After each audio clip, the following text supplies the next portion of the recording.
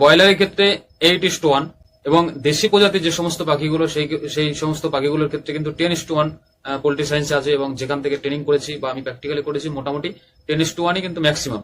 তো সেই ক্ষেত্রে আমি বলবো 8:1 দিলে বেটার রেজাল্ট হয় উর্বর ডিম পাওয়ার ক্ষেত্রে বা ফার্টিল ডিম পাওয়ার ক্ষেত্রে। এখানে ছোট্ট একটা গল্প বলে নি, যদি আমি 10:1 হিসাবে রেশিও করে দিই, তো সেক্ষেত্রে 10টা মুরগির পিছনে কিন্তু একটা করে মোরগ থাকলো, অর্থাৎ 10টা স্ত্রী পাখির পিছনে একটা করে কিন্তু পুরুষ পাখি থাকলো। এই ক্ষেত্রে কি হয়, যদি আমার গোনাগাতা এরকম যদি থেকে থাকে, তাহলে কি হবে, কোনো একটা পুরুষের যদি লাক বাই চান্সলি শরীর অসুস্থ হয়ে যায়, তাহলে সেই দিন যে তার জায়গাটা, সেই জায়গাটা কিন্তু পূরণ করা অসম্ভব হয়ে যায়।